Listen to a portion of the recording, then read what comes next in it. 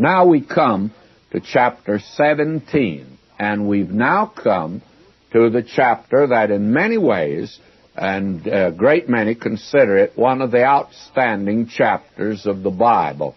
Now, before we get into it, I'd like to just make, as it were, a recapitulation of what we've said along, that God tested Abraham. God appeared to him 7 times.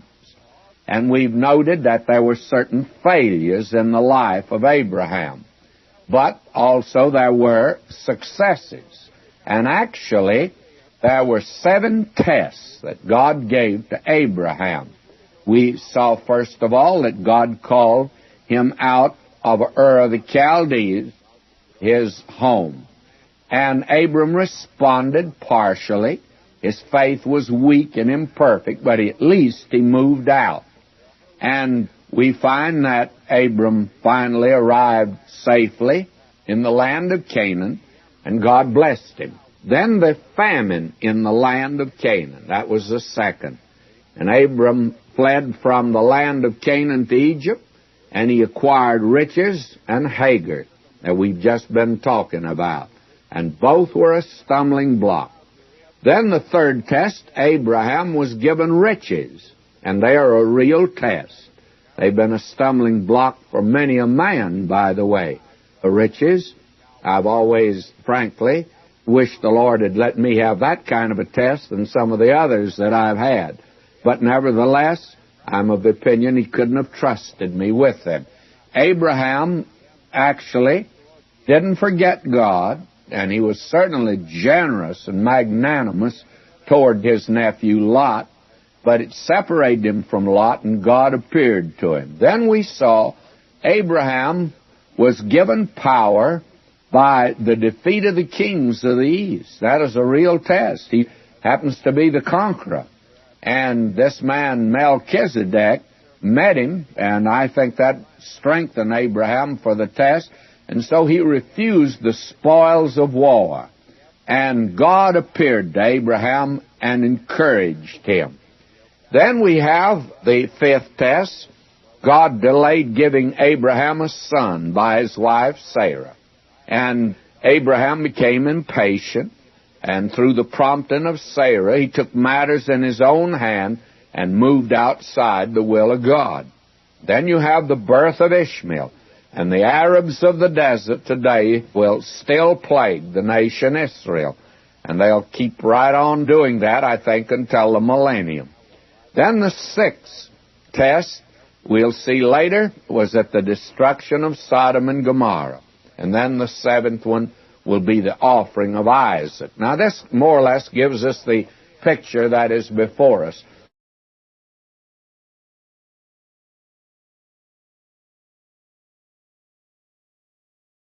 Now, let's come back here to this 17th chapter in view of the fact it's such a remarkable chapter, and as we've said, a great many actually feel that this is the outstanding chapter of the book of Genesis. Well, God here makes his covenant with Abraham and changes the name of Abram to Abraham. And God also confirms his promise to Abraham about a son. He lets him know that Ishmael is not the one that he had promised him. Now, in one sense, this chapter is the key to the book of Genesis. It actually may be a key to the entire Bible. God's covenant with Abraham concerns 2 important items here, a seed and a land. And God reveals himself to Abraham by a new name, El Shaddai, the Almighty God. And also he gives Abraham a new name. And I've been calling him first Abram and Abraham, but up to this point, actually, his name was Abram. Now it's changed to Abraham. Abram means high father, and Abraham means father of a multitude.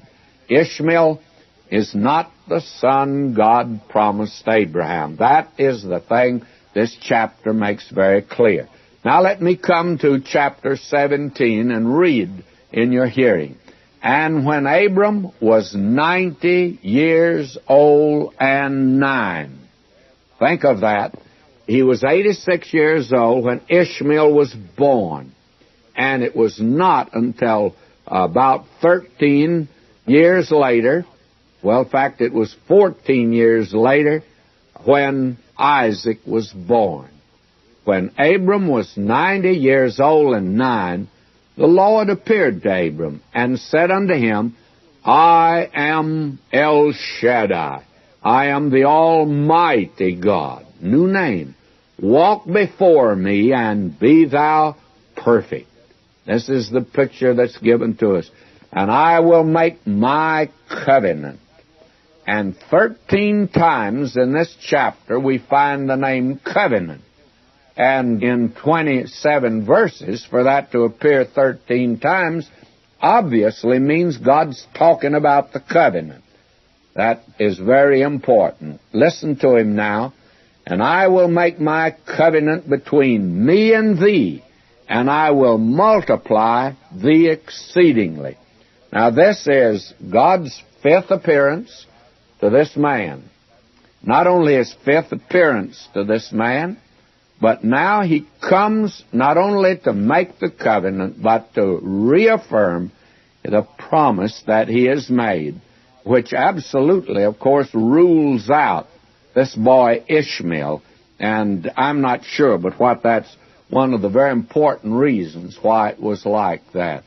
Now you find that Paul, writing in the 4th chapter of Romans, the 19th verse, he said this, And being not weak in faith, he considered not his own body now dead, when he was about 100 years old, neither yet the deadness of Sarah's womb. Now, Sarah's womb actually was a tomb. It was the place of death. And out of death came life. Isaac was born, and Paul concludes that 4th chapter by saying, he says he was delivered for our offenses, he was raised again for our justification. Life out of death. And that is the promise now God is making to this man. He is 99 years old, and that means that Sarah was 89 years old. When Isaac was born, Abraham was 100 years old, Sarah 90. Now God goes on to say, And Abram fell on his face, and God talked with him, saying, As for me, behold, my covenant is with thee, and thou shalt be a father of many nations. You'll be a father of many nations. Now, we have here the father of many nations. I suppose that it could be said that he's probably had more children than any other man that's ever lived on the earth as far as we know. Just think of it, for 4,000 years. 2 great lines, the line of Ishmael, line of Isaac. And there have been millions in each line. What a family. What a homecoming. And added to that, there's a spiritual seed. And we are called the children of God by faith in Christ. And Paul in Romans 4:16 says, speaking of Abraham, says, who is the father of us all. That is, of believers, and also of the nation Israel, and also of the Arabs, by the way. Just think of the millions of people. I tell you, this man here, God says, I'm going to make you a father of many nations. Now, God's made that good. This thing was said 4,000 years ago. And he goes on to say, neither shall thy name any more be called Abram, but thy name shall be Abraham, for a father of many nations have I made thee. Now, the word Abram means high father, a father of the height, exalted father. And Abraham means, as we're told here, father of a multitude. Now suppose in that day, and now I'm injecting a little story in here to illustrate this, to show you something of the faith of this man Abraham. Now suppose one morning that Abraham and Sarah got up, and they were working around the tent, and all of a sudden out at their little oasis, where they had a spring there at Hebron, and the well that he had there, why, there appear a group of traders. They've come down from the north, and they're on the way down to Egypt. And they want to know if they can water their camels. And Abraham goes out to meet them. There were a great deal of hospitable people in that day, by the way. It's quite interesting. We speak of the caveman of way back yonder and how terrible he was. May I say to you that in that day, a stranger couldn't go through the country without somebody had opened their home and they would entertain him. If you came into Los Angeles, a stranger friend, and knew nobody, I don't know anybody to take you in. Frankly, I don't. And there are a lot of Christians in this area. Our culture is altogether different today, but we certainly lack the hospitality they had in that day. And Abraham went out to meet them, said, sure, help yourself. Said, I'll feed you stock. And would you like staying for a while? And they said, no, we're in a hurry to get down to Egypt. We're on a business trip. And one of the men says, my name is Allah. And the other one says, my name's Allah Baba. And they said, what's your name? He says, my name is High Father. And they said, my, boy or girl? And Abram said, well, I don't have any children. He said, you mean to tell me that you don't have any children and your name is Abram? And he said, yes, my name is Abram. And so they laughed. They said, how in the world can you be a father and not have children? And they ride off on the desert laughing. And they come back 6 months later. And when they come by again, Abram goes out to greet them again. And they said, they all begin to laugh. Hello there, High Father. And he said, my name's not High Father anymore. Oh, they said, what is it? He said, Father of a multitude. And they said, my, must have been twins. And Abraham says, no, I still don't have any children. And then they really laugh. They say, how ridiculous can that be? Well, here's a man who was a father before he had any children. That's Abraham. And he's that by faith now. But 4,000 years later, where I sit and where you are listening right now, we can say that God sure made this good. The name stuck, if you please. And he's still Abraham, the father of a multitude. Now God says in verse 6, and I'll make thee exceeding fruitful, and I will make nations of thee, and kings shall come out of thee. Has God made that one good? He certainly has. Now in verse 7, and I will establish my covenant between me and thee and thy seed after thee in their generations for an everlasting covenant. Now what kind of covenant did God make with Abraham? An everlasting covenant. Well, if it's everlasting, is it good today? It certainly is. You see, God promised you and me everlasting life if we would trust Christ. And that's a covenant God made. And my friend, if God's not going to make this one good he made to Abraham, you better look into yours again. But I have news for you. He's going to make yours good. But he's also going to make Abraham's good. But we'll have to wait next time to see this covenant. And now today, friends, we return back to the 17th chapter of the book of Genesis. If you have your Bible, will you turn there to the 8th verse? Now, last time, you'll recall, we said that the 17th chapter of the book of Genesis is the key chapter of the book. Some think of the Bible. At least it's an outstanding book. That is, this chapter is. And the thing that's important here is the covenant. 13 times the word covenant occurs. God makes this covenant here with Abraham. And there are two things that are in the covenant. God promised him a seed. He'd be the father of many nations. And second, he give him a land. Now we're looking at that last part, verse 8. And I will give unto thee and to thy seed after thee the land wherein thou art a stranger, all the land of Canaan, for an everlasting possession, and I will be their God. And again, there's something that's important in this covenant.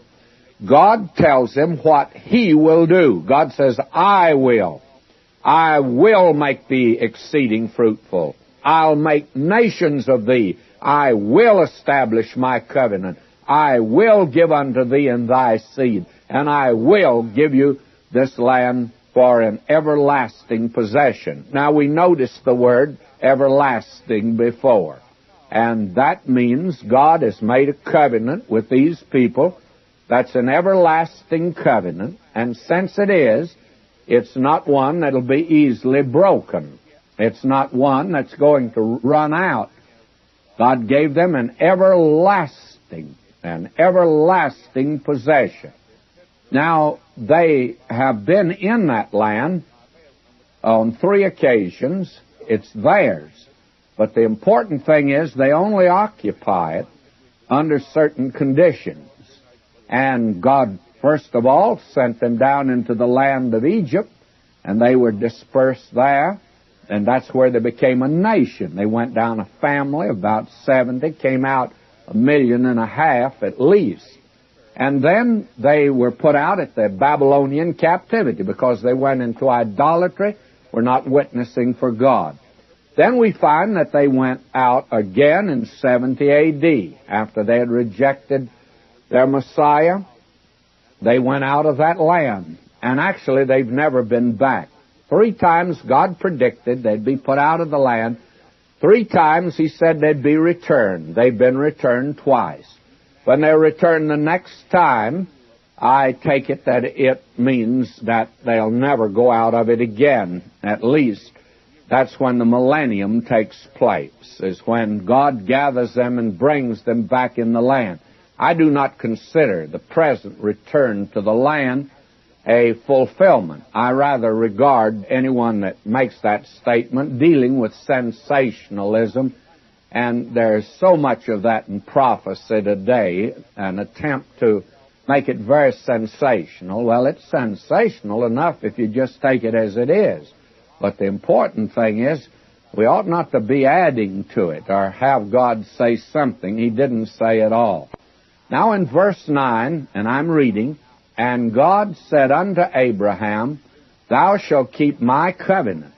Therefore thou and thy seed after thee in their generations. This is my covenant, which ye shall keep between me and you and thy seed after thee. Every man-child among you shall be circumcised. Now that's the badge of the covenant.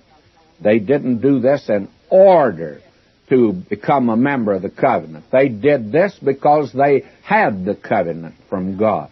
And there's all the difference in the world. That's the same place that good works occupies for the believer today. You do not perform good works in order to get saved. You perform good works because you have been saved. And may I say, it's all the difference in the world. As a boy, I remember when I went away from home, I did get in a lot of trouble.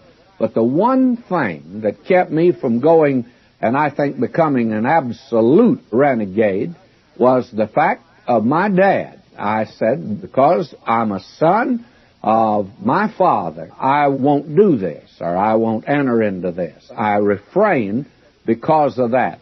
Now, I didn't become his son because I didn't do certain things. I was already his son, but because I was. Now, that's the badge of the covenant, is circumcision. The thing that put them under the covenant wasn't circumcision. That was the badge of it, the evidence of it. And God gives this to them now. And verse 12, and he says, He that's 8 days old shall be circumcised among you. And if you'll notice how meticulous the record is concerning the birth of Christ, how all the law was fulfilled in connection to the birth of this little baby, that he was the son of Abraham. He was a son of David. He was in the line, and on the 8th day he was circumcised. He was born under the law, Paul says. Now will you notice, God says here that he that is born in thy house and he that is bought with thy money must needs be circumcised. And my covenant shall be in your flesh for an everlasting covenant. That's the badge of it. They didn't have to do that in order to get the covenant. God had already made it for them. And I trust that you see that. That's so important to see. The same thing is true today. A great many people think, well, if I join the church or if I'm baptized, I'll be saved. No, my friend, you don't do those to get saved. Now, if you are saved, let me say as a pastor, I think you'll do both of them. I think you'll join the church, and I think you'll be baptized. But you don't do that to get saved. We need to keep the cart where it belongs, following the horse, and not get the cart before the horse. In fact, the horse is in the cart today for the thinking of many relative to salvation.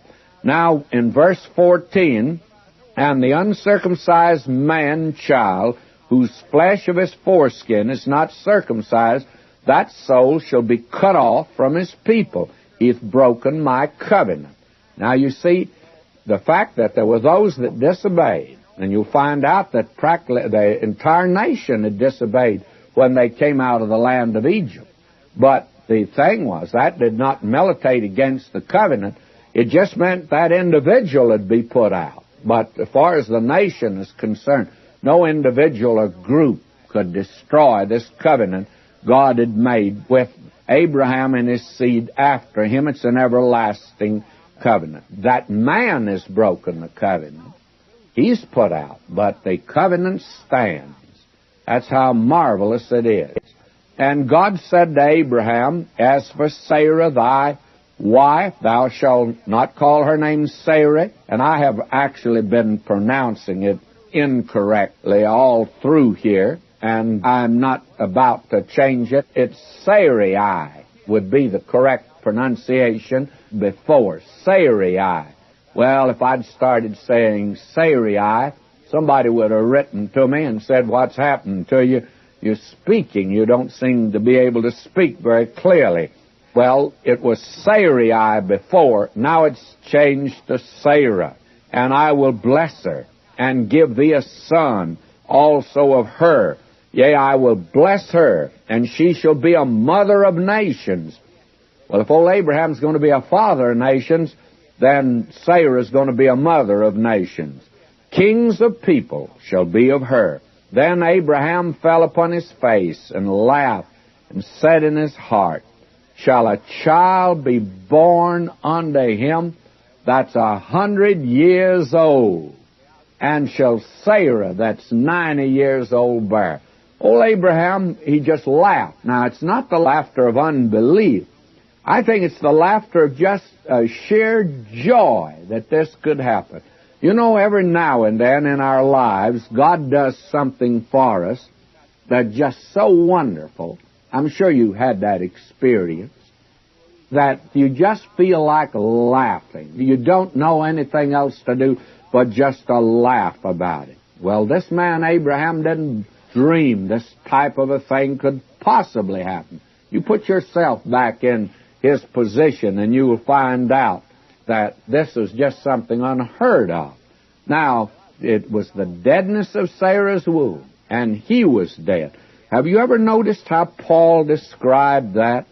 I think I should turn to Romans 4 right now and share this with you. Verse 17, as it is written, I've made thee a father of many nations, before him whom he believed, even God, who quickeneth the dead, calleth those things which be not as though they were, who against hope believed in hope, that he might become the father of many nations, according to that which was spoken, so shall thy seed be. And being not weak in faith, he considered not his own body now dead, when he was about 100 years old, neither yet the deadness of Sarah's womb, he staggered not at the promise of God through unbelief, but was strong in faith, giving glory to God, and being fully persuaded that what he had promised he was able also to perform, and therefore it was imputed unto him for righteousness. You see, Abraham believing God, and he just absolutely is overwhelmed by the wonder and the goodness of God. But then, all of a sudden, a thought comes to him, and it's like an arrow to his heart. You know what? He thinks of a little boy that's his by the name of Ishmael. Let me read verse 18 now of Genesis 17. And Abraham said unto God, Oh, that Ishmael might live before thee. Abraham is saying now, Oh Lord, this little fella that's been growing up in my home, he's attached to him. He was 14 years old when Abraham sent him out. And you'll find he sends him out a little later on. And the boy was 14 years old. And I don't think Abraham ever saw him again. Broke his heart to send this boy. After all, friends, I don't care what you might think of Ishmael. He was Abraham's son. And Abraham loved his son. And it is a heartbreak for him to have to give him up. I'm of the opinion that he thought many, many times, I made a great big mistake in taking Hagar. You see, that was a sin that not only plagued him, friend, but look over in that land today. There's been trouble in that land from the beginning. Why? Because Abraham sinned. Don't tell me sin's a little thing, or sin is something you get by with. My friend, the fruits of sin, God says, be not deceived. God is not mocked. Whatsoever a man sows, that shall he also reap. Not something similar, but just that. And this man Abraham is certainly reaping. Oh, that Ishmael might live before thee. And God said, Sarah thy wife shall bear thee a son indeed. In other words, God says, no, I won't accept it. That was wrong. And friends, don't come along now because it's in the Bible and say, well, now God approved polygamy. He's just condemning it as much as he possibly can. I can't see he's approving of it at all. And thou shalt call, I'm reading verse 19, thou shalt call his name Isaac, and I'll establish my covenant with him for an everlasting covenant, and with his seed after him. And as for Ishmael, I've heard thee. Behold, I've blessed him, and I will make him fruitful. I'll multiply him exceedingly. 12 princes shall he beget, and I will make him a great nation. But my covenant will I establish with Isaac, which Sarah shall bear unto thee at this set time in the next year. In other words, God holds to the promise that he's made. God is not to be deterred or deferred from this at all. He's going to do the exact thing that he said he would do. And he speaks as if Isaac's already born and already in their midst. But he speaks of things that are not as if they are, and it's going to be the next year.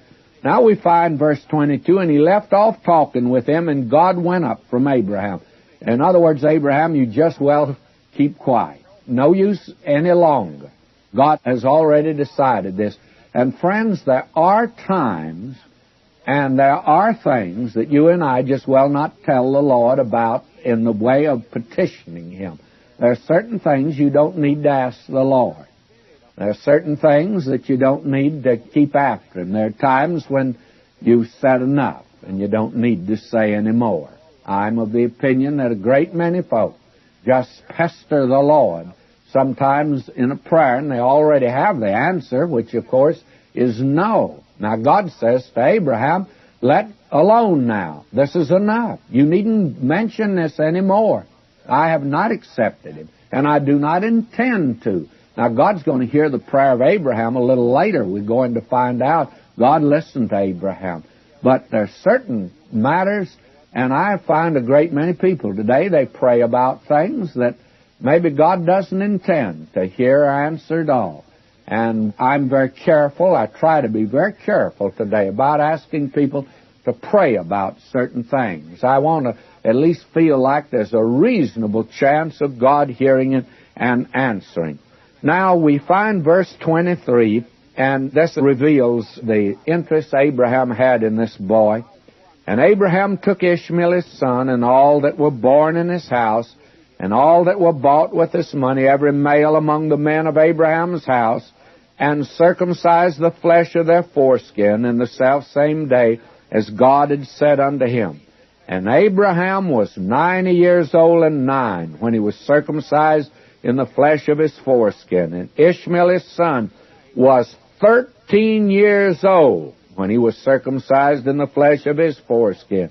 In the selfsame day was Abraham circumcised, and Ishmael his son, and all the men of his house, born in the house, and bought with him of the stranger, were circumcised with him. Now this is the badge of the covenant that God has made with Abraham. Now somebody's going to say, well, Ishmael, why was he included? Well, hasn't God promised he's going to be a great nation also? May I say he's included in it in that sense. But he's not to be the one that God had promised Abraham at the beginning. He's not to be the father of the nation that God will use, and the nation through whom the Messiah will come. That's very important to see at this juncture. In fact, it's all important. Now that brings us to the 18th chapter, and actually the 18th chapter here is a chapter that this one and the next, you wonder why it's included in the Bible, actually, until you get to the New Testament. And I think we'll see why later on. And this is, of course, the destruction of Sodom and Gomorrah. Now will you notice it's a rather lengthy chapter. Well, I say lengthy, 33 verses. But I'm going to hit now some high points in this chapter, and probably in the next chapter also. But this is very important to see. You see in chapter 18 what could be called a blessed life, and you could see in chapter 19 down in Sodom and Gomorrah, Lot, blasted life, all because of a decision that was made.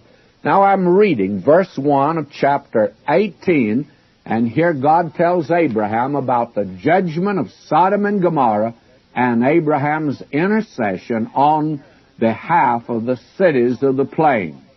And this is an illustration, I think, of blessed Christian life in fellowship with God. And the Lord appeared unto him in the plains of Mamre, and he sat in the 10th door in the heat of the day. You see old Abraham down there now in Mamre. He's an old man, by the way. And he lifted up his eyes and looked, and lo, 3 men stood by him. When he saw them, he ran to meet them from the tent door and bowed himself toward the ground. Notice the hospitality that Abraham extends. Now, the little story I told last time, you see, has a basic of fact at least. I don't think it ever took place, but the point is, this man was a very gracious, hospitable man. And he said, My Lord, if now I found favor in thy sight, pass not away, I pray thee, from thy servant. Let a little water, I pray you, be fetched, and wash your feet, and rest yourselves under the tree. Now, you see what he's doing. Of course, that seems very strange to tell a stranger that comes to see you, wash your feet and come in. We wouldn't quite say that today. But that was probably the oldest custom that is known. Remember, yonder in the upper room, our Lord washed the disciples' feet. Has a tremendous spiritual message there. And here you see Abraham says, wash your feet. That is a token of real hospitality, is when someone comes into your home and takes off their shoes, their feet are washed. And by the way, in that day, they didn't take off their hat, but they did take off their shoes. Today, we've reversed it. You come in to visit somebody, leave your shoes on, and take off your hat. I'm not sure which is right. I like the idea myself of taking off shoes. I like to go in summertime barefooted. I wish it were possible. When I'm out in the Hawaiian Islands, I put my shoes up and I wear these little thongs about and go barefooted as much as possible. I don't even put my shoes back on the whole time I'm there. I'd love to go barefoot. I think this was a great custom. It sure made you feel at home to take off your shoes and wash your feet and rest yourself under the tree. Abraham's really entertaining them royally. And he says, I'll fetch a morsel of bread and comfort ye your hearts. After that ye shall pass on, for therefore ye come to your servant. And they said, So do, as thou hast said. And Abraham hastened unto the tent unto Sarah, and said, Make ready quickly 3 measures of fine meal, knead it, and make cakes upon the hearth. And Abraham ran unto the herd, fetched a calf, tender and good, gave it unto a young man. He hasted to dress it. And he took butter and milk and the calf which he dressed, set it before them, and he stood by them under the tree, and they did eat. Isn't that a marvelous way of entertaining in such a royal way? But we'll have to leave off there, and we'll join Abraham's party next time. Now, if you have the notes and outlines that we send out, follow along with us. We're in the 18th chapter of the book of Genesis. And as we said last time, as we entered this chapter, it seems that chapter 18 and 19 are rather detached from the story of Abraham. You wonder why it's put in here. But it actually is very important in many ways, which we'll have to reserve for a later date to talk about. But we find in chapter 18, we're with Abraham, and we see here a picture of what a blessed Christian life could be. And then in chapter 19, you can see actually, when we go down to Sodom and join Lot down there, what a blasted Christian life is. And unfortunately, we have today both kinds among Christians. There are those today that have made really shipwreck of their lives. They have gotten entirely out of the will of God. And I wouldn't even suggest for a moment they've lost their salvation, but they sure lost everything else. And as Paul says, that they are saved so as by fire. Now, will you notice that we are with Abraham and he's entertaining guests. We left off last time with Abraham having prepared a sumptuous bounty. He took a little calf. A servant killed it and prepared it, and the chef cooked it up, and they had veal steaks, or veal roast, I imagine, and all the trimmings that went with it. They had, we are told here, butter and milk. My, it was a real feast. And these 3 guests, Abraham entertains. And then we find that these guests are royal guests. Later on, we'll find out in the New Testament that it's suggested to us that some have entertained angels unawares. That was Abraham. He didn't know who he was really entertaining. Now will you notice verse 9, And they said unto him, Where is Sarah thy wife? And he said, Behold, in the tent. It wasn't proper in that day. And as you know, even in the East today, for the wife to come out and be the one to entertain, especially when there were 3 male guests there. And now they ask about her. They make inquiry. And he said, I will certainly return unto thee according to the time of life, and lo, Sarah thy wife shall have a son. And Sarah heard it in the tent door which was behind it. Now, Sarah had her ear at the keyhole, I think, and she has been listening in. And they discover now, both Abraham and Sarah, that they are entertaining angels unaware. Now Abraham and Sarah were old, verse 11, and stricken in age, and it ceased to be with Sarah after the manner of women. Therefore Sarah laughed within herself, saying, After I am waxed old, shall I have pleasure, my Lord being old also? That is it possible that I'll have a son? And she laughs. Now, what kind of laughter is this? Well, I think this is the laughter that's just too good to be true. That's all. And again, may I remind you that I'm sure most of us have had experiences like that also. God has been so good to us, and on a certain occasion we just laughed, as Abraham did. And then something happened that is just too good to be true. Just too good to be true. And that was the way Sarah laughed. But it frightened her, because the Lord said unto Abraham, Wherefore did Sarah laugh, saying, Shall I of a surety bear a child which am old? Is anything too hard for the Lord? This is just something too good to be true. It just can't happen to me. Is anything too hard for the Lord? At the time appointed I'll return unto thee, according to the time of life, and Sarah shall have a son. Then Sarah denied, saying, I laugh not, for she was afraid. And he said, Nay, but thou didst laugh. She couldn't avoid the truth here, and she certainly is rather evasive. And now will you notice verse 16, And the man rose up from thence, and looked toward Sodom, and Abraham went with them to bring them on the way. In other words, Abraham didn't have a front gate, so he walked out with them a little farther than the front gate to bid them goodbye. And as they walked out, where Abraham lived, you could look down at Sodom and Gomorrah.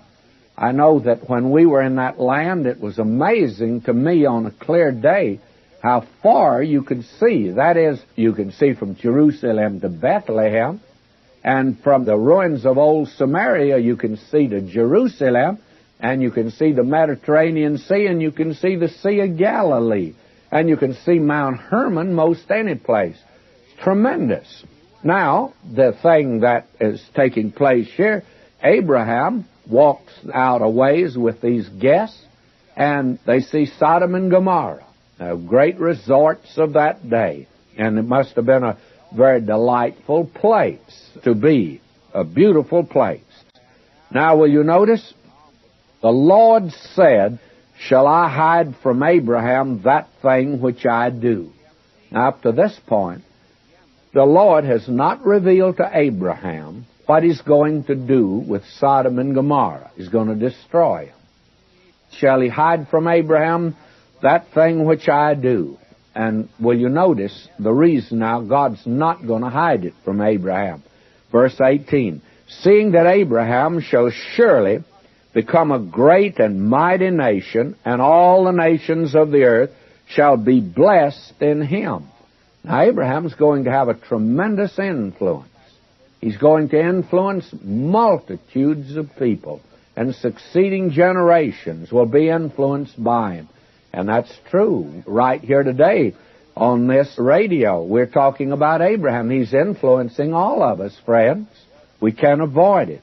Now, God says, I better not hide it from him, because he'll get a wrong impression of me. Verse 19, For I know him, that he will command his children and his household after him, and they shall keep the way of the Lord. And this man Abraham, by the way, had discipline in his household, to do justice and judgment, that the Lord may bring upon Abraham that which he hath spoken of him. Now, he said, I better tell Abraham. And the Lord said, Because the cry of Sodom and Gomorrah is great, and because their sin is very grievous, I'll go down now and see whether they've done altogether according to the cry of it, which is come unto me, and if not, I will know. In other words, God is saying now to Abraham, Abraham, I know the situation there, but I'm going down to investigate. And God never does anything hurriedly or hastily. And I'm going to destroy the city. It's a good thing God told Abraham this, because Abraham would have got a wrong impression of God, and that is that God was rather dictatorial, vindictive, and that he was one that apparently showed no mercy at all or consideration of those that were his. Abraham would have really had a distorted and warped view of God. And so what happened was that God lets him know now what he's going to do. And Abraham has a time now to turn this over in his mind. And it's a good thing God told him, because he did have a wrong idea of God and of Sodom and Gomorrah. He was wrong about many things. And that's one of the reasons that God is telling us as much as he tells us. A lot of things that he doesn't tell us, but he's told us enough. Though a man be a fool and a wayfaring man, he needn't err therein. Now will you notice what happened? The men turned their faces from thence and went towards Sodom, but Abraham stood yet before the Lord. Abraham is now waiting before the Lord. And Abraham drew near and said, Wilt thou also destroy the righteous with the wicked? Now what was the first thing that entered his mind? The first thing entered his mind, of course, was Lot. He'd rescued him once. Now he's in danger down there. And he's wondering, I think he'd wondered about Lot and his relationship to God many times. But he at least believes he's a saved man. And he's asking God, what about the righteous? And after all, Abraham, I think, would have told you that there were many people, he thought, in the city of Sodom that were saved. And he couldn't understand God wanting to destroy, or that he would destroy the righteous with the wicked. What a picture we have here. He says, Peradventure there be 50 righteous within the city. Wilt thou also destroy and not spare the place for the 50 righteous that are therein? Now Abraham begins with 50. He says to the Lord, Lord, suppose there are 50 righteous down there in Sodom. Would you destroy the city if there were 50 righteous? And you know that it's quite interesting. Will you notice this? He keeps on. That be far from thee to do after this manner, to slay the righteous with the wicked, and that the righteous should be as the wicked. That be far from thee. Listen to him. Shall not the judge of all the earth do right? And may I say that's still a question that many people ask. Shall not the judge of all the earth do right? And there's an answer to it. The rest of the Bible testifies to the fact that the judge of all the earth always does right. Now, whatever God does is right. And if you don't think he's right, the trouble is not with God. The trouble is with you and your thinking. You're thinking wrong. You don't have all the facts. You do not know all of the details. If you did, you'd know that the judge of all the earth does right. We are wrong. He's right. And the Lord said, if I find in Sodom 50 righteous within the city, then I will spare all the place for their sakes. And Abraham thought that over. And Abraham answered and said, Behold now, I've taken upon me to speak unto the Lord, which am but dust and ashes. Peradventure there shall lack 5 of the 50 righteous. In other words, he says, if there are 45 there, would you destroy the city for 45? And God told him, if I find there 40 and 5, I'll not destroy it. And this makes the man a little bit bold. And he said unto him, again, he says, suppose there are 40. And the very interesting thing is, God says, I won't destroy it for 40. And Abraham keeps on bringing him down. He says, how about 30? And God says, well, if there are 30 there, I still won't do it. And he says, suppose that there are 20 there, I'll not destroy it. And, well, Abraham's overwhelmed now, and he takes another plunge. He says, suppose there are 10 there. Would you destroy it if there are 10? God says, if there are 10 righteous in the city, I won't destroy it. And we're told at this point, and the Lord went his way as soon as he had left communion with Abraham, and Abraham returned to his place. Now the question arises, why didn't he come on down below 10? I'll tell you why. At this point, he's afraid Lot is lost. And this disturbs him a great deal, so he's not going to come down any farther. But he could have come down, friends, to one. He could have said, Lord, if there's one in that city that's righteous, would you destroy the city? And you know what God would have said? If there's one that's righteous in that city, I'm going to get him out of that city, because I wouldn't destroy it if there's one righteous there. And you tell me, you say, how do you know that's the way it had been? Because that's the way it worked out. There was one righteous man there. Abraham didn't believe it, but God knew him. That was Lot. And God said, get out of the city. And God says, I can't destroy it till you are out. Did you know the tribulation, the great tribulation period, can't come as long as the church is in the world? Just can't come, friends. Because Christ bore our judgment. And the great tribulation is part of the judgment that is coming. And that's the reason that the church can go. This is a picture of it. This is a glorious picture, if you please. And believe me, as we're going to see, Sodom and Gomorrah are a picture of the world. And what a picture. And what a condition the world's in today, very much like Sodom and Gomorrah. And that does not mean, friends, the Lord's going to come tomorrow, because I don't know and no one else knows, but he could come tomorrow, and this certainly would be in keeping with the condition and the carrying out of the picture that is here. Now, that is blessed fellowship with God. It's a picture of blessed Christian fellowship here with God.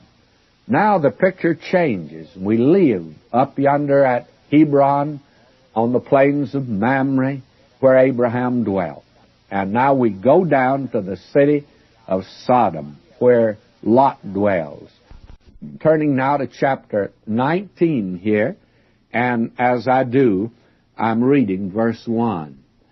And there came two angels to Sodom at even, and Lot sat in the gate of Sodom, and Lot, seeing them, rose up to meet them, and he bowed himself with his face toward the ground. Now these two angels visit Lot in Sodom, and they announce judgment. They warn Lot to escape. And we find in this chapter Lot leaves Sodom with his wife and two daughters. And then we have the destruction of Sodom and Gomorrah, and Lot's wife turns to a pillar of salt. And then we have Lot's awful sin. We'll hit high points here, but so far we are dealing with the verses as we go along, and we'll stay with that. Now you have that which is the blasted life. And don't forget it, this man Lot happens to be a righteous man. Hard to believe it. If I had only this record, I wouldn't believe it. But you see, Simon Peter, in his epistle, he talked about that righteous man vexed his righteous soul. Now, he lived in Sodom, but he never was happy down there. You see, Lot was a tragic day for him when he moved to Sodom. He lost his family.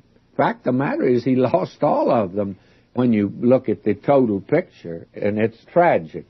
Many a man today may be a saved man, but by his life and where he goes, where he lives, he loses his family, loses his influence, and loses his testimony. Now, I know Christians like that. I've been a pastor, and I have, in course of time, talked to some of the children of some of the leaders of the churches I've served. Hasn't been too long ago that the son of a leader of the church that I served said all he was doing was waiting for his dad to die in order to repudiate everything. He thought the whole thing was phony, that the Christian life was, and all he could see was hypocrisy and everything. All he was doing, of course, was telling about his home. What a phony his dad must be. And he's lost his son. He's lost his influence, I can assure you, in other places. But I wouldn't question his salvation. I think the man trusts Christ. But by his life, it's rather a phony sort of a life. Poor Lot, how tragic this is.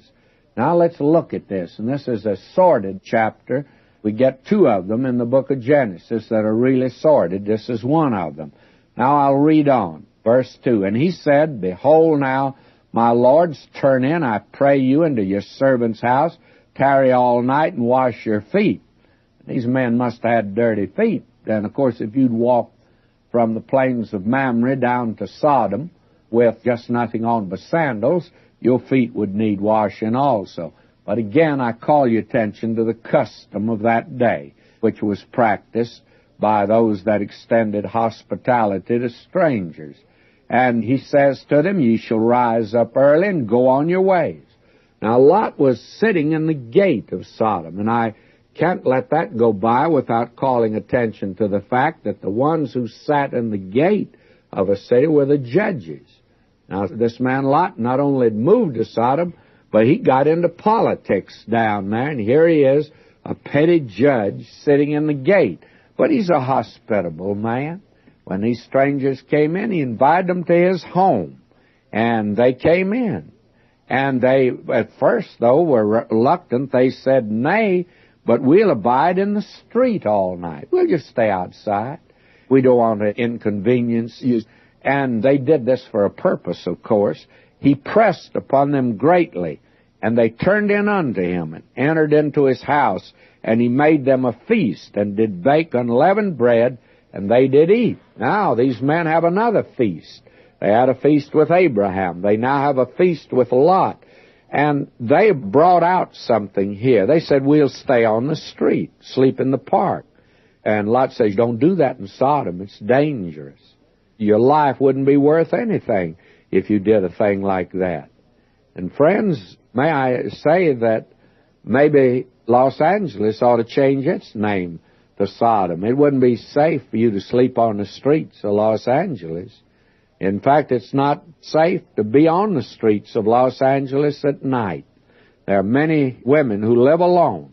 They won't come out to church at night or any program at night. One dear saint of God told me, she said, I just lock my door at Brother McGee, and I do not open that door until the next morning at daylight. Says it's not safe in my neighborhood to even walk. Well, the days of Sodom and Gomorrah again, and practically for the same reason. And so they bring this out. Lot says, No, man, don't stay on the street. Wouldn't be safe for you. And he pressed upon them, and then they came in. Now notice this awful thing, verse 4. But before they lay down, the men of the city, even the men of Sodom, compassed the house round, both old and young, all the people from every quarter. And they called unto Lot, and said unto him, Where are the men which came into thee this night? Bring them out unto us, that we may know them. May I say, this is a sickening scene. To me, this reveals the degradation of this city, the city of Sodom. And this is the name that's been put on that sin from that day to this, sodomy. Now, there was no attempt made, apparently, in the city of Sodom to have a church for this crowd and tell them that they're all right in spite of the fact that they practice this thing. May I say to you that the Word of God is specific on this, and you can't tone it down. This is an awful sin.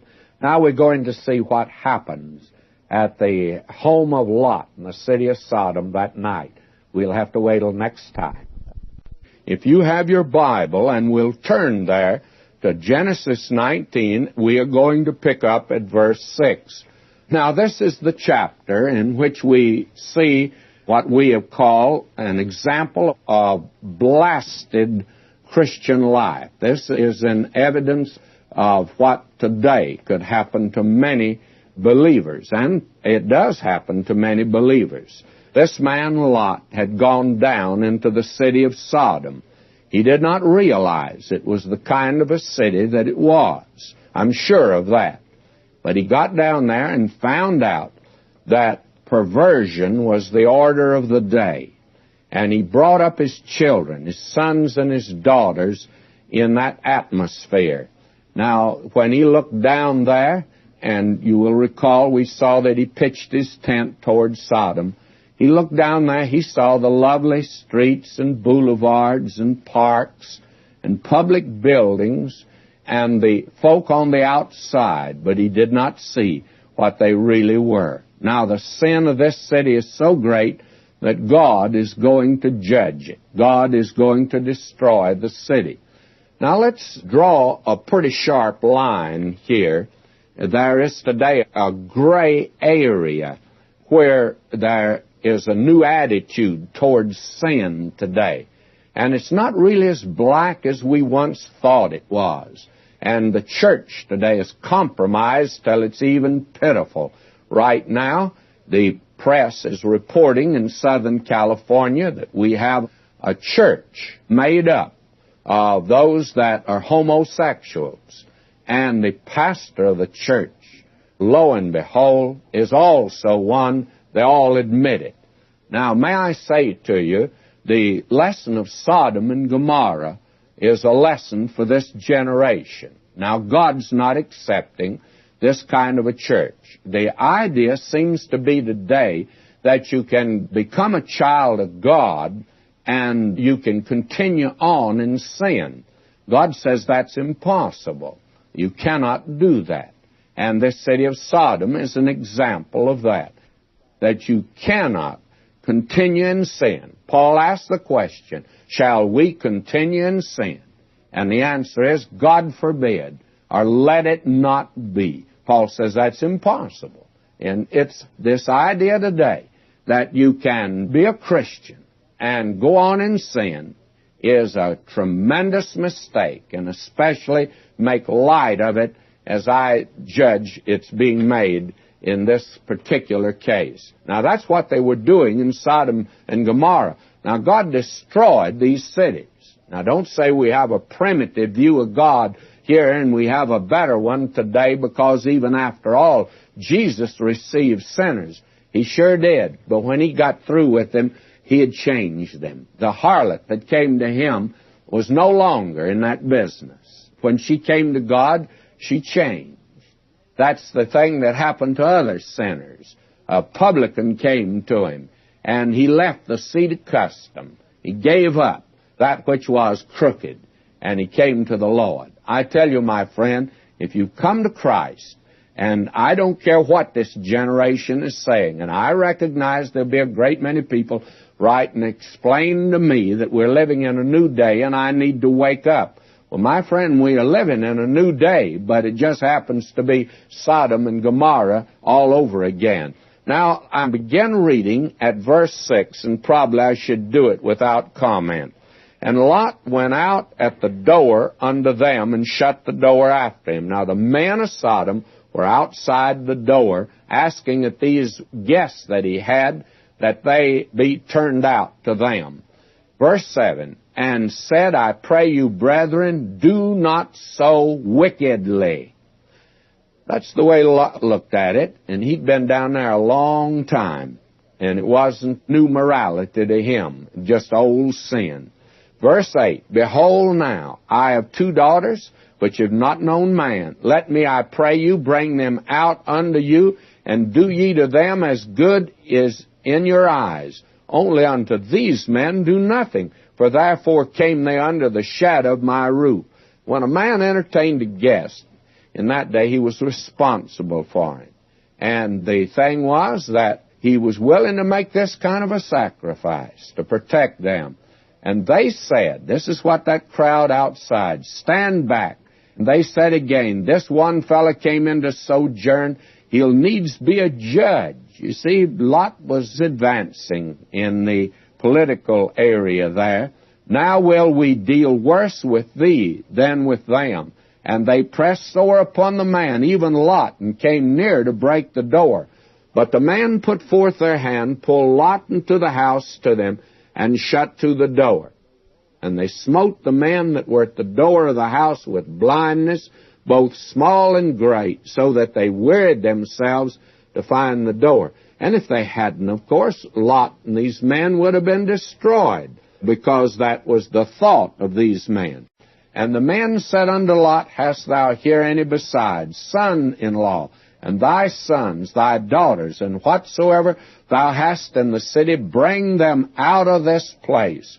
For we will destroy this place, because the cry of them is waxen great before the face of the Lord, and the Lord hath sent us to destroy it. And Lot went out. He spake unto his sons-in-law, which married his daughters, and said, Up, get you out of this place, for the Lord will destroy this city. But he seemed as one that mocked unto his sons-in-law. Now this man Lot here is in a very bad situation. He'd spent years now down in the city of Sodom. He'd learned to tolerate this sort of thing, although he calls it wickedness. And he saw his sons and daughters grow up. And they apparently married among the people of that day. And when the time came, and Lot got this word from the Lord to leave the city, he went to his sons-in-law and he said, Let's get out of here. God will destroy this city. They laughed at him. They ridiculed him. I suppose they knew that the week before he had invested a little money in real estate there. And they said, We know you. You are wrapped up in the city of Sodom. This is your home. You have apparently applauded these things and approved of them. Do you see this man out of the will of God in this place? There's no witness for God. He didn't win anybody in this city. And when you go down to their level, friends, you don't win them today either. And that's being demonstrated, I think, in this hour. Now, this man Lot, frankly, I would have agreed with Abraham that he wasn't saved. But you remember Peter, in 2 Peter 2, 6 and 8, says, This righteous man vexed his righteous soul. I tell you, he never enjoyed it down there. Now, he's going to leave the city. He can't get anyone to leave with him except his wife and 2 single daughters. When the morning arose, then the angels hastened Lot, saying, Arise, take thy wife and thy 2 daughters, which are here, lest thou be consumed in the iniquity of the city. And while he lingered, the man laid hold upon his hand, from the hand of his wife, from the hand of his 2 daughters, the Lord being merciful unto him. You see, here's a man that was God's man in spite of everything. And if I only had the book of Genesis, I'm not sure I would believe that Lot was saved. I agree with Abraham. But since Peter calls him a righteous man, and this man had become that way because he had followed Abraham, he believed God, and he had offered the sacrifices. And the Lord being merciful unto him, God had extended mercy to him. And he believes God, and he gets out of the city. Now, it came to pass, when they had brought them forth abroad, that he said, Escape for thy life, look not behind thee, neither stay thou in all the plain, escape to the mountain, lest thou be consumed. And even Lot didn't want to leave. Lot said unto them, O not so, my Lord. Behold, now thy servant hath found grace in thy sight. Thou hast magnified thy mercy, which thou hast showed unto me in saving my life. And I cannot escape to the mountain, lest some evil take me and I die. He'd get out of the city, but he couldn't make it to the mountain.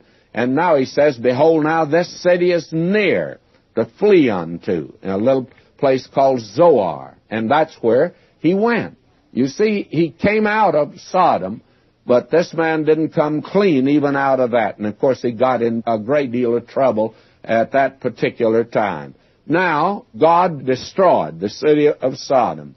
And we're told 2 things here, one concerning his wife and the other concerning his daughters. The one concerning his wife is that he looked back from behind him, and she became a pillar of salt. Now, that, I think, has been greatly misunderstood. Why in the world did Ms. Lot turn and look back? Well, I think the reason is twofold. She turned and looked back, first of all, because she did not want to leave Sodom. She loved Sodom. She loved Lot, too, but it was a lot of Sodom that she loved. And she didn't want to leave. I think she was a member of the country club, the sewing club, and the Shakespeare club, And in fact, there wasn't a club in town that she wasn't a member of. She just loved these little get-togethers in the afternoon. And I'm not sure, but what they met and studied religion. They had a nice little religious club. Oh, she was right in the thick of it all, friends. She didn't want to leave. Her heart was in Sodom. Her body walked out, but she surely left her heart there. Now, that is a tremendous lesson for us today. We hear a great deal, and I hear a great many Christians who talk about they want to see the Lord come, and they're not living like it. On Sunday morning, why, it's difficult to get them to leave their lovely home. And Sunday night, they're not going to leave their lovely home because they love TV, too. They've got a color TV, and they're going to look at the programs on Sunday night because they have some good ones, and they want to see them. They're not going to church. Now, when the Lord comes, friends, you're going to leave the TV. You're going to leave that lovely home. You're going to leave everything down here. I just have one question to ask you. Will it break your heart to leave all of this down here? I've asked myself that question many times. I'm not anxious to leave, I'll be honest with you. I'd love to stay. I have my loved ones, I want to be with them. And I have friends, and I want to be with them. And I have this program, and I want to be with it. And I'll be very frank with you. I hope the Lord will just let me stay here. But I also want to be able to say, when He does call, I don't want to have a thing down here that'll break my heart to leave. Not a thing. I love my home, too. But I'll be honest with you, I'd just soon go off and leave it. May I say to you, Miss Lot turned and looked back. That's one of the explanations. And then the other's just simply this. Why did she look back? She didn't believe God. God says you leave the city and don't look back. And Lot didn't look back. He believed God. But Miss Lot didn't. She did not believe God. She wasn't a believer. And so she didn't really make it out of the city. She's turned to a pillar of salt. And I'm not going into the story of the two daughters that's as sordid as it can be. Frankly, Lot didn't do well in moving down to the city of Sodom. He lost everything except his own soul. And, you know, that's a picture today of a great many people that won't judge the sins in their lives. And they're saved, but just so as by fire. And you find that the Lord has said in a very definite way to some of these folk that have put all their eggs in a basket like this. God says that if you won't judge your sin down here, He will judge it. And apparently that was the case in Lot's story. Now, I want to leave this chapter, but I want to leave it by looking at Abraham. What did Abraham think of all of this? Well, let me read verses 27 and 28 of Genesis 19. Abraham got up early in the morning to the place where he stood before the Lord, and he looked toward Sodom and Gomorrah, toward all the land of the plain, and behold, and lo, the smoke of the country went up as the smoke of a furnace. Now, when Abraham looked down there, I think his heart was sad. I'm not sure whether he knew Lot had escaped or not. He probably learned about it later on. But when he looked down there, he probably was sad because of Lot's sake. But Abraham hadn't invested a dime down there. And when judgment came, it didn't disturb him one whit because he wasn't in love with the things of Sodom and the things of the world. You remember what we're told today? Love not the world, neither the things that are in the world. I have a message that I give periodically, and the title of it is Sightseeing in Sodom. And I attempt to look at Sodom through the eyes of Lot himself. And he sure had a wrong view of it. And Mrs. Lot, she fell in love with it. And then the view of Abraham. You can sightsee in Sodom with Abraham. He lost nothing down there. Or you can go through Sodom with the Lord and see it as He sees it. And it's too bad that the church is not looking at the sin of sodomy. I don't think it's any greater today than it's been in the past. But there is today a tremendous percentage of our population that are homosexuals, engage in perversion, and today we speak of it in a more candid manner than we ever did. In fact, what I'm saying right now, 10 years ago I might not have said on the radio. But this is something today that's right in our midst. Now, what's to be the attitude of the Christian toward it? Well, even Lot in his day, he said, you're doing wickedly. And God judged it. Isn't that enough for the child of God to know you can't compromise with this type of thing? This is a sin. And to indulge in it. And then to say, well, this is a sickness. The same thing said about the alcoholic. Sure, he's sick. Of course he's sick. But what made him take that first drink and continue to drink until he became sick? Sin did it, friends. Sin is the problem, and this is a sin. It's so labeled in the first chapter of Romans. God says he gave them up. So Genesis 19 is a pretty important chapter for this present generation that we are living in today, and we need to recognize that.